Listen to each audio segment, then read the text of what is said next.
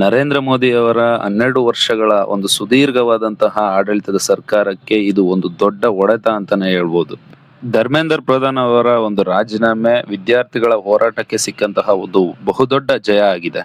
ಈ ಹಿಂದೆ 2020-21ರಲ್ಲಿ ಒಂದು ದೊಡ್ಡ ರೈತ ಹೋರಾಟ ನಡೆದಿತ್ತು. ಆಗ ರೈತರಿಗೆ ಸಿಕ್ಕಂತದ್ದು ಒಂದು ಪಾರ್ಷಿಯಲ್ ಆದಂತಹ ಜಯ ಮಾತ್ರ, ಅಥವಾ ಅದು ಅಷ್ಟೊಂದು ದೊಡ್ಡದಾದಂತಹ ಗೆಲುವಂತೂ ಆಗಿರ್ಲಿಲ್ಲ.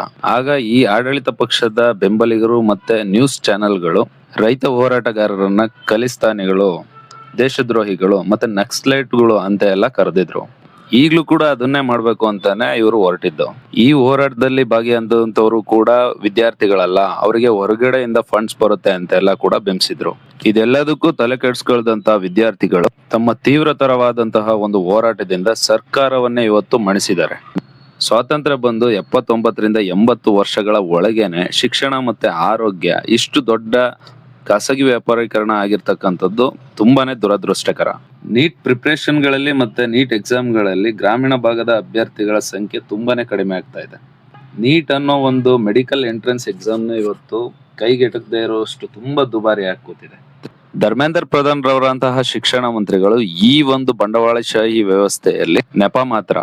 ಧರ್ಮೇಂದ್ರ ಪ್ರಧಾನ್ ರವರ ಜಾಗಕ್ಕೆ ಇನ್ನೊಬ್ಬ ಶಿಕ್ಷಣ ಮಂತ್ರಿ ಬಂದು ಕೂತ್ಕೋಬಹುದು ಅಷ್ಟೇನೆ ಹೊರತು ಶಿಕ್ಷಣದ ಖಾಸಗೀಕರಣ ಯಾವತ್ತಿಗೂ ಕೂಡ ನಿಲ್ಲೋದಿಲ್ಲ.